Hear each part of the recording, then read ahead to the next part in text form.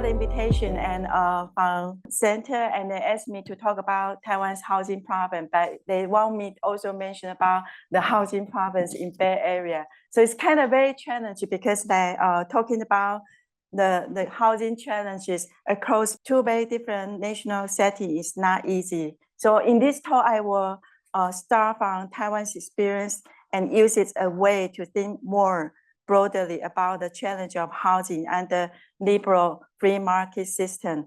And this system actually has been shaped, at least in part, by the indirect influence from the United States, because the close tie between these two countries since the end of Second World War. So my first talk about, this is the structure of the talk, because I think both countries really suffer the housing crisis under the free market system. So first, I will try to talk about how to understand Taiwan housing system. And the second one, then talk about, because this system, they made the housing crisis constantly happen. So it's an enduring housing crisis in Taiwan. And then third part, we'll talk about that people, of course, are not suffer, so they have to find a way to fight. So there's a rise of social housing movement in Taiwan in 2010. And recently, even in the United States, you see this social housing movement is also happening here. So I will mention this one and then go back to this free market housing system and to say, to explain the unresolved housing challenge in this system. So that there will be 4 parts. So the first, go to more literature part to see how to explain housing system. And so first, in my generation, when we do urban research, we always start from the Western theory. So there are 2 kinds of theory has been, we have really tried hard to connect to the East Asia experience, And then the second, I will talk about the indirect American influence on Taiwan's housing policy. So when we try to know about Taiwan, always come from the East Asia comparative studies. The 4 tigers, Korea, Taiwan, Hong Kong, Singapore, has been one of the group of countries that have some similar characteristics. So first, you see the book. To explore the distinct feature of the East Asian welfare system, it's essential to start with Gustav Aspen Anderson's influential book, 3 Words of Welfare Capitalism. And they categorize Western welfare regimes into 3 types: conservative, socialism, and liberalism. And according to their character, they have some relationship between the state and the business and the society. So in this category, you will see the United States is under the liberal category. And so you will see the social welfare system is based on means-tested program and promote market in social provision. This is more the liberal. And you also can compare with other conservative or social democratic country to see those differences. So when the East Asia scholar try to apply this theory, and then there are a lot more effort try to connect. Ian Holiday is a Western scholar, but he began to put East Asia under these 3 words of capitalist system, capital welfare system.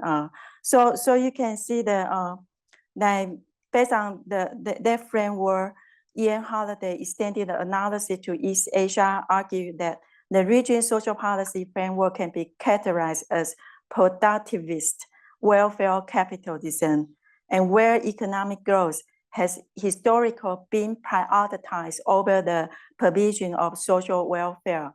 So this is a productivist. You can see that it's subordinate to economic policy. So economic growth has been really the priority for the East Asia countries.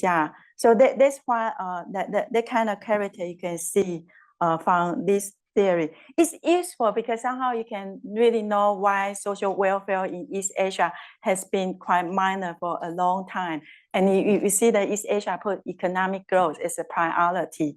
So a productivist welfare capitalism is a very useful concept. And then we go back to the theory of developmental state. This is a very popular one, but it's really not easy because we found according to this developmental state theory, it's so hard to explain the difference among these four tigers. You know that Singapore has been modeled because 80% of the housing are built by the government and it's for sale. So it's the good model for the world because they are such a great intervention of government on housing. And you also see that Hong Kong is another model, is that more than 30% of the people live in the rental government supply housing, but it's for rent, yeah. And then you go back to Korea, is that after the democratization, Korea has a very strong housing movement. So they start the social rental housing after the democratization. So now in the year of 2010, now it's even more, see that more than 6% of the housing in Korea, they are the social rental housing is for rent. But in Taiwan, you can see we have the government supply housing. We also call it public housing, but it's only 3.5% and it has been for sale. It's not public housing in Taiwan, it's for sale. It's not rental for a long time. Until 2010, we have the social housing movement that changed the situation. So you just look at those four tigers, they are so different from each other. So how are you going to use the developmental state theory to explain what's going on there? So we do see this limitation to see the literature itself. Developmental state deal with the state and market rather than the state and housing market. And I think a lot of scholars begin to challenge those developmental state theory because it's too much statist explanation, yeah. So that, for example, Baker Ma, a professor in National Seoul University, long time ago, he just talked about it's very important to look at the political relations between the state and social groups, not just the state, yeah. There's a lot more efforts going on. And then East Asia urban scholars keep pushing the theory and try to use the concept, make it more appropriate for the East Asia experience. Yeah, so that recently the work done by those a big group that in East Asia, and they begin to use the term called urban developmentalism. And I found this is kind of very, for me, is a kind of theoretical breakthrough because they begin to put urban into this analysis because in the past, the scale of urban has been neglected. And also you see that Korea, Japan, Taiwan, we have democracy. So in this process, you also see the democratization also change the very big state for quite a long time, yeah.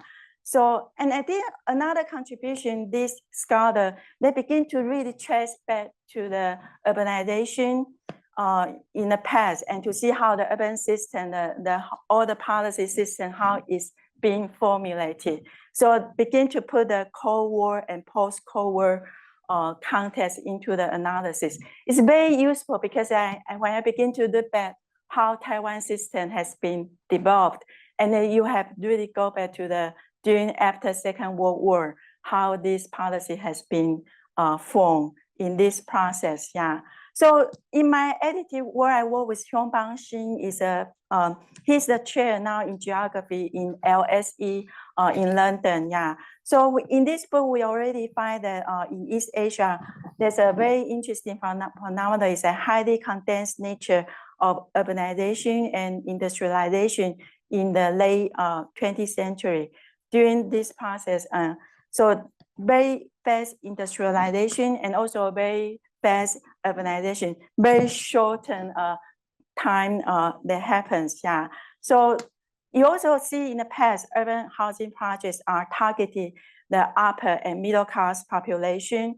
Housing affordability has become it was a problem, and now it even become a more serious problem. So the inequality in this country has been worsened. And also we found that housing question led to the rising social discontent and protest. Housing movement now is a part of new political movement in this region. So that's why I kind of put into Taiwan that look at from the developmental state and then give you some picture about what's going on and how Taiwan experienced from this theoretical framework and how you are able to understand what happened in Taiwan. And another dimension to look at the Taiwan's housing is very important to look at the indirect impact of the United States that in the past a long time after the Second World War. So you can simply look at during the Cold War that U.S. the funding from the United States has been put on the mortgage on only the home. And during that time, promote homeownership model rather than social rental model. This is really in the beginning how some kind of structural foundation has been somehow indirect influence from the United States. And then during the 1990s, this is another very big transformation that global financialization trend happened. So there's a lot of deregulation lead to the rise of financial products, mortgage-based backed lending, and housing as an investment vehicles. This is a time that really drive housing market really crazy. I will explain more to give you the data you can see. And then the urban policy and has also in Taiwan has been really influenced by neoliberalism, and it has also indirect impact on the United States, and gradually the housing policy or the policy in Taiwan in general rely on private market, and there was a withdrawal of the role of government in the provision of housing. So going to the details, go to the right in the beginning.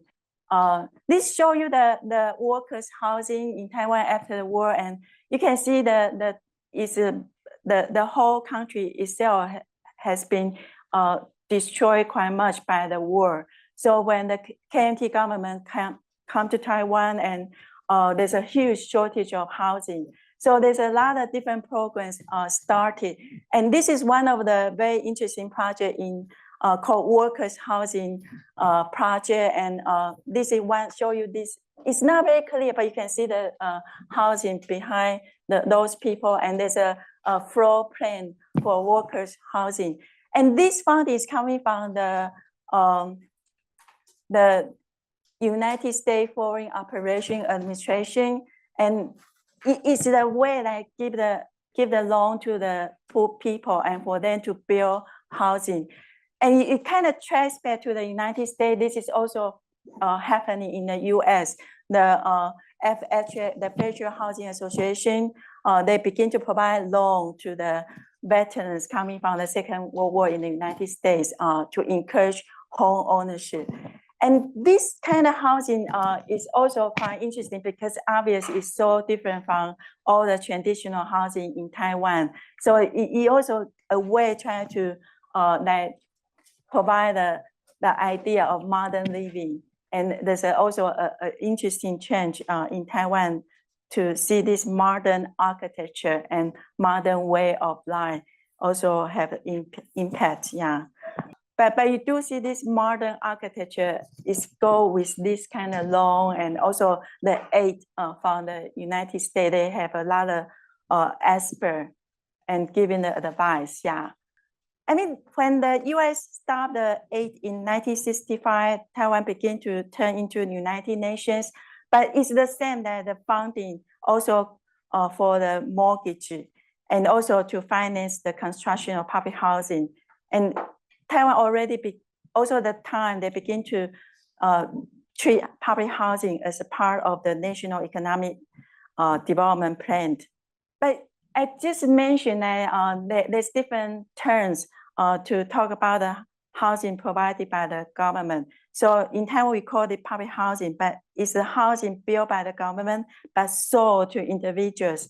And because there's a lot of political context in Taiwan, so in the beginning, primarily only target at the military personnel and government officials, because they are important supporters for the nationalist government. Yeah. So this is one. Then we move to there's different time period. You do see the impact of U.S. policy on Taiwan. For example, I've been working on the housing for the very, very poor people. It's called Taipei Low Cost Housing, and how this project started, and we kind of trace back to see it's happening at the same time.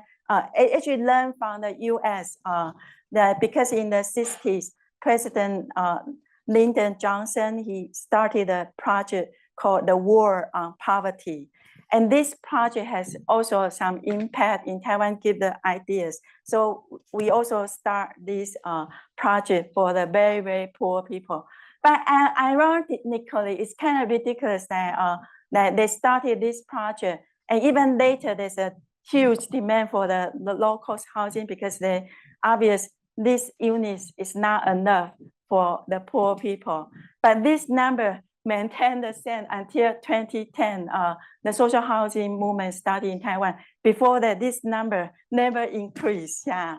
So I think a lot of policy, when they move from one place to the other, there's always a mutation, transformation. It's not totally copy the ideas. Yeah.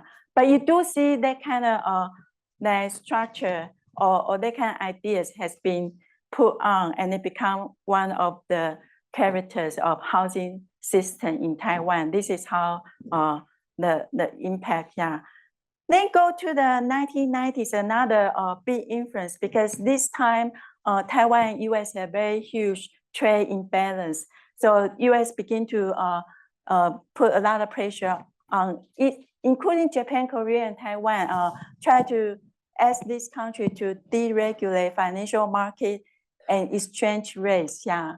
So this is a very huge impact, because you see this kind of speculation in the 4 years.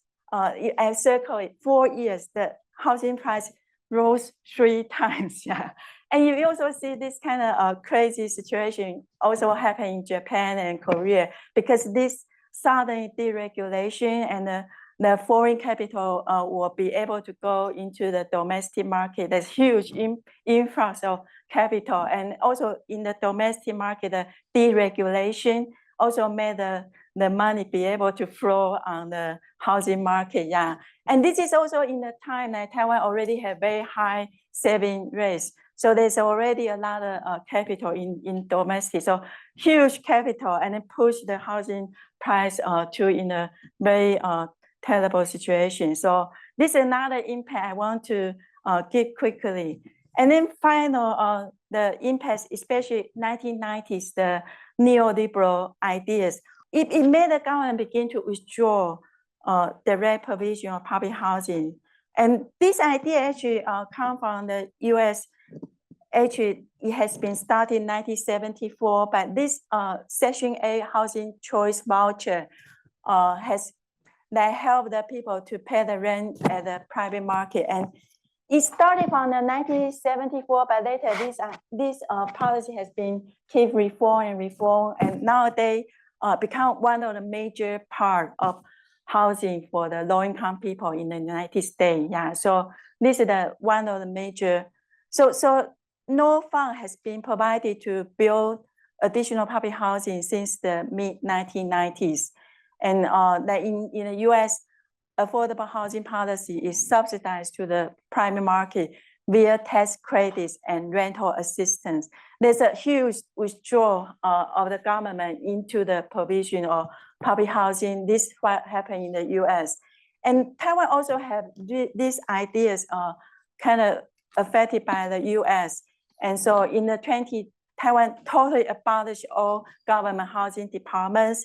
And in 2007, the government began to also learn the idea of voucher. So introduce the rent subsidized for low-income household. Yeah, housing policy are usually shaped by the domestic, political, economic, and social dynamics. Yeah, but the indirect influence from the U.S. through aids, training, international norms, global finance, and neoliberal policy diffusion, and really help that shape the Taiwan as a homeownership as a primary focus. And also the real estate market has been very speculative. and so, and also very small sector of social housing. This is one of the example to see, because I don't know the percentage, but I would say that 80% of the housing expert scholars in Taiwan, they are trained in the US. So this is everyone know this picture because it's a pro-IGO's public housing in the United States. It was very fantastic project in the 50s. People say this is wonderful project, but because there is a concentration of poor and the lack of funding, so in the end they couldn't handle all the situations. So the solution is to bomb all the public housing. Yeah. So this is really very powerful image. Also, very strong impact on the housing expert in Taiwan, because they begin to really think that it is commonly said that public housing will lead to the concentration of the poor, and it will be a big financial burden for the government. So public housing is not a good policy. Yeah. So when Taiwan started social housing policy, actually it's quite difficult in the beginning, because 80% of the households said that no, don't do it. This become a big problem later. Yeah. But fortunately, Taiwan find another model is from the Netherlands and realized Western European has better way. Yeah. But this is really give you a picture that how to understand Taiwan's housing system. So in conclusion, I will mention more about the features according to what I told in the beginning. Yeah.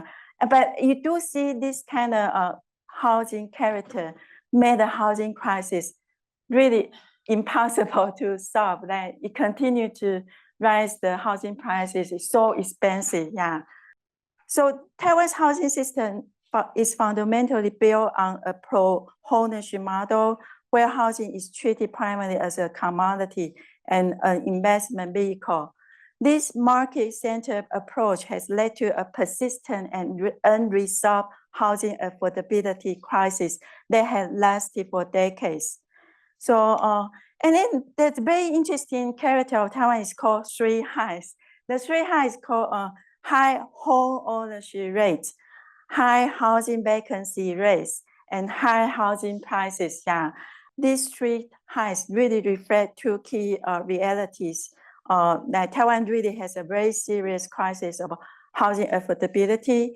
And then second is about the dominance of housing commodification, making Taiwan argue the most market-driven housing system among the four Asian tigers. The comparative study just said that Taiwan has the most free market system among the four Asias. Yeah, and I will continue to explain. So in conclude the features of Taiwan's housing policy, there are two major features. The first one is minimal government regulation. So it's that until 2010, the government housing policy focused almost exclusively on boosting homeownership with little attention to social justice or equitable housing access. And the second one is of course, very minimal government. So there's a dominance of the private housing market. So private developer has been the major providers of housing, and their political influence has been strong. Somehow similar to the US, yeah, you can see this structure. But Taiwan is kind of worse because we don't have much regulation, and also the private market has been quite dominant. So starting in the 1980s, neoliberal ideas reshaped the urban policy, shifted government intervention toward subsidized mortgage programs and policy that they prioritize market mechanism over regulation. So after in the year of 2000, mortgage program, especially the major policy in Taiwan for a long time before 2010, the social housing movement. So in this kind of structure, this is another one you will see the very interesting phenomenon in Taiwan's housing is the housing prices never fall. Yeah, a lot of people look at this map and say, oh, okay, it's always good to buy housing in Taiwan because the housing prices never fall. Yeah, but it's very kind of sad because you see the housing price has been maintained because the strong political influence of the real estate developers. Yeah. So during a lot of economic crises, such as the Asian financial crisis in 1997, 9/11 attacks in 2001, SARS outbreak in 2003, and the global financial crisis in 2008. Even the COVID crisis, that more low-interest housing mortgage and tax cut have been the policy to stimulate consumption and support the real estate sector. This is the situation that whenever there's going to drop and the government have more mortgage and more low-interest loan for the developers in order to sustain the housing prices. Yeah. So in Taiwan, the housing it has been super expensive. The red one is Taipei and the green one is Taiwan as a whole. So it's the median housing prices to median household income ratio is very, very high. I will give you another data. You see 16.2 made Taipei the second most expensive city in the world, only after Hong Kong. Yeah, so this is kind of situation to see. But a lot of people say, oh, housing is so expensive and there must be a shortage of housing. But this is not the case in Taiwan. We actually have a lot of vacant housing. This is another very interesting phenomenon. So homeownership rate is quite high. At 2020, 84.6, yeah. But the vacant housing is also quite high, nearly 10%. I put a question mark is that because in Taiwan, the statistic, the accuracy is still a problem. So a lot of time people look at the number and still quite puzzled how this number came out. So there's some problem, but from the official data, you can see this is a situation, yeah. It became a very political sensitive issue because in the beginning, they according to usage of electricity, and then it found the housing is very low degree of electricity, and they were counted as a vacant housing. And when this number first came out in the 2010, you see, reached almost 20%, and it became a political issue because because a lot of young people don't have housing. They're so angry that we need housing, but so many. And you can see, especially a lot of housing are the new housing, luxury housing are vacant. You see the number, especially a lot of new constructed luxury housing are vacant. But I put a question mark is because it has been challenging. So government changed the way they begin to really count how people live certain time. And so the number greatly reduced, yeah. But still quite amazing to see so expensive, but a lot of house.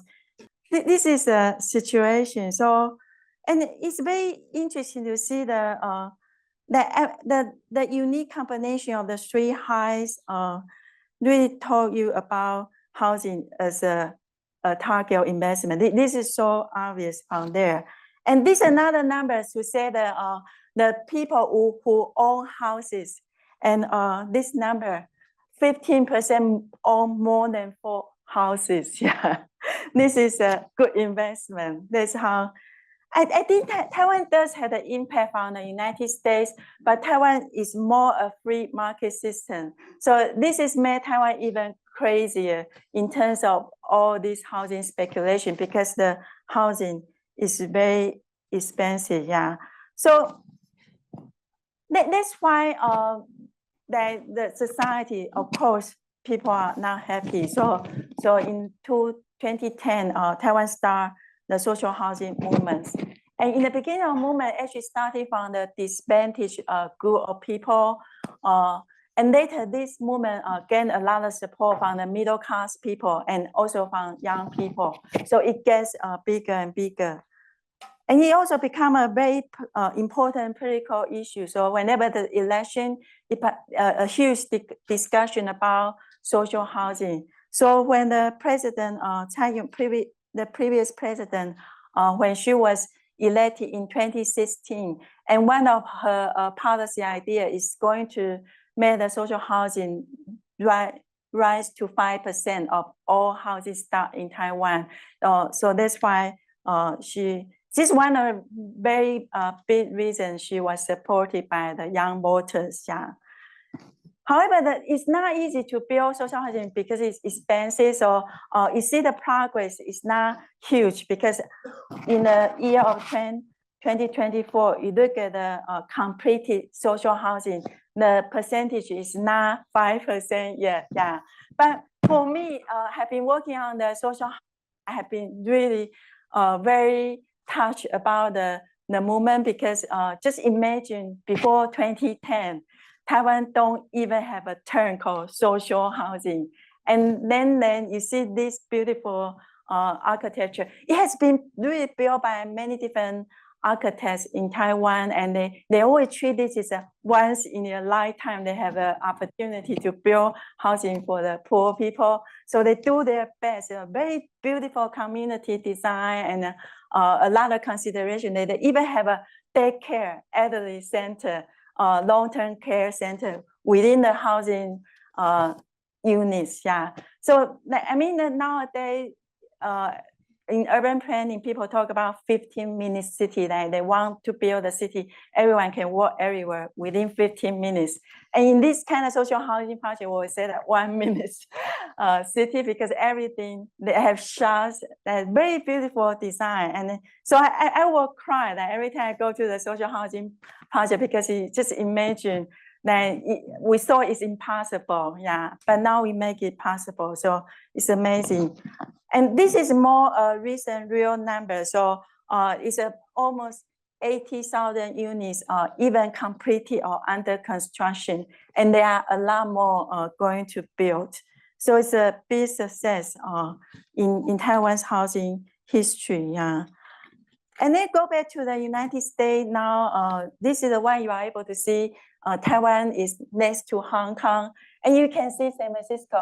Compared to Taiwan, this is not a problem at all. We feel it's quite okay. But you do see the housing prices in San Francisco continue to rise. So this is a situation there. And on the top, you see the origin one is the median income, and the gray one is the housing, the median housing prices. Yeah, so it's a lot faster than the people's income. So this is actually a situation happening here. Then we go to the most recent situation. I just try to understand the housing politics in San Francisco, and I found it's really complicated. And there's a lot going on. There's actually a lot of solution has been provided in the past long time. Very good housing project, but still there's not enough money, and a lot of policy has been, they couldn't decide which way to go. Yeah. So, but you do see that social housing is another new idea, and it has been going on in the United States. So a lot of places, it's not that many, but a few places already have a legislation passed, the green one, and the yellow one is the legislation proposed. So you do see the people in San Francisco, they do try to push this idea happening. So I will kind of go back to Seattle because I kind of know the place better. So in order, I think the map I just showed you, every places that define social housing quite differently, and they also target different people of different range. Yeah, but I think in Seattle it's quite interesting to see that they define social housing as a public owned, financed, mixed income housing intended to be permanently affordable. So this is the one. So they have this website, a lot of organizations try to explain why this, because in the United States, public housing only for the people below 80% of median income. And now they try to expand it to include more middle income. They can live with the poor people, and then the richer people, they can pay higher rent, and the poor people pay less rent, and then mix together, and somehow you can cover the cost of the housing. And I think this political context is also because in the United States, a lot of middle class people cannot afford even renting a housing. Yeah, so they need to figure out a solution, not only for the poor, also for the middle income people. So this is it's a huge success because I was invited when the movement started, like 2 days before the first election, because they want to get more votes from the Asian population, and they realize that I'm the person doing the social housing in Asia. So I was invited to the talk, and it's kind of big surprise that it was passed. Initiative 135 was passed in the year of 2023, and this initiative was started from the first ones to establish Seattle social housing developers, and these developers will build, acquiring, managing public-owned affordable housing for low and moderate income tenants. Yeah, and so it will create a mixed income, and the target group is 0% to 120 of area median income, and they will cap the rent 30%. This is an idea from Seattle, and everywhere is a little bit different. Yeah, but it's quite amazing that this initiative was passed. Yeah, and this give you more comparison to different kind of American rental policy, and so you see Seattle social housing developer, it will be that it probably owned and permanently that restricted, that you can live there forever. Yeah, so this is one they try to initiate, and it was passed. But when it was first passed, it doesn't have talk much about the financial resources. Yeah, so another big progress is that in February this year, they passed another, the initiative is called I-137, and it will, the proposition 1A has been passed, and so it will impose a tax on payroll expenses for employers doing business in Seattle, and the tax rate will be 5% on annual compensation above 1 million paid in Seattle to any employee. So with the 5% for the people who have an income more than 1 million, and they can get quite a lot of, according to their calculation, they can get about $15 million per year to build the social housing. Yeah, so this is another very huge success in Seattle. This is another one. See that the movement has been done quite well, and they have a lot of people made this beautiful picture to persuade people to do the vote for this one, that for the wealthy corporation to build affordable housing.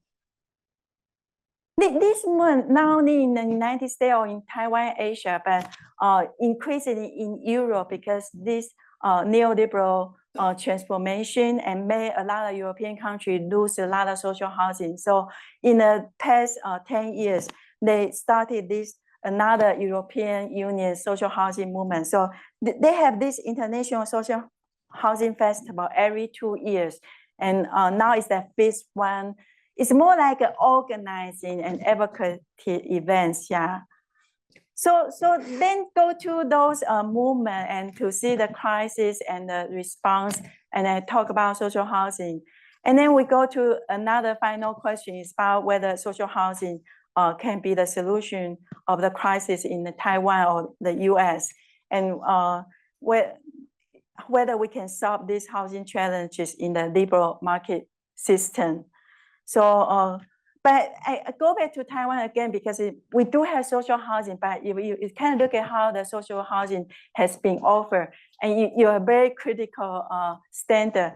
Actually, Taiwan social housing won't be called social housing, because the longest time people will be able to live there is no more than 12 years. Yeah, and also it's a mixed income with the young household and the disadvantaged people. This part is quite good. But you do see that kind of system itself, they always know enough money to support. So they just made the housing like a temporary situation. So it's more like a transition housing. If you kind of more critically define how social housing in Taiwan is. This is the one. And then you also see the situation that social housing is quite good, but you don't really enact more policy to deal with the liberal market system. It still cannot stop the housing speculation. So that that's why young people continue to be angry, because it's so hard. Social housing is there, but so only 7% of people can get it. So it's very hard to get social housing. And then housing continue to be very expensive.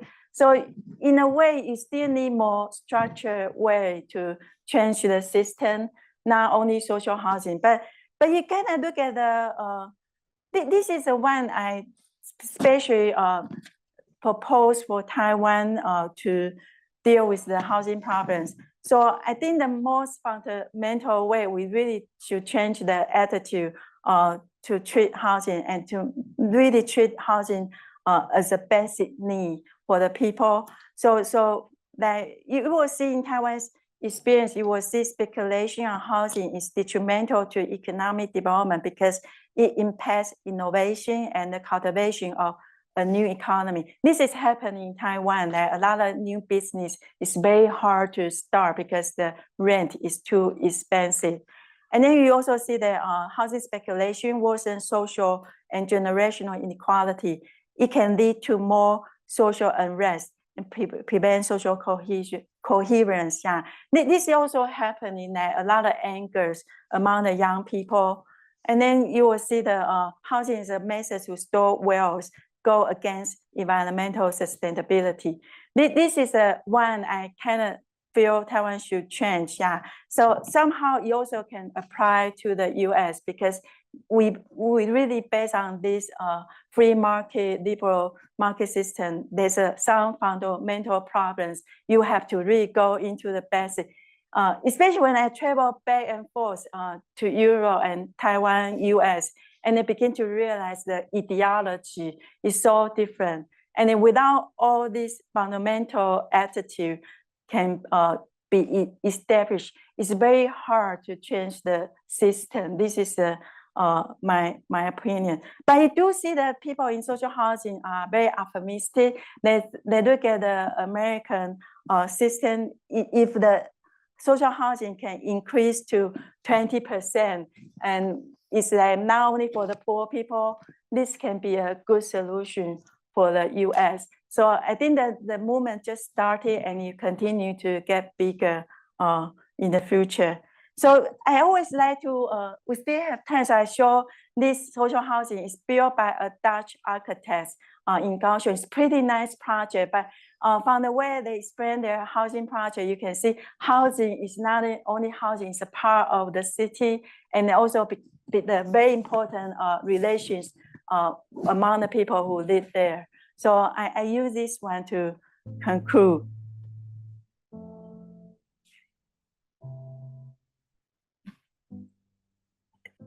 So thank you very much. This is the last one. Yeah.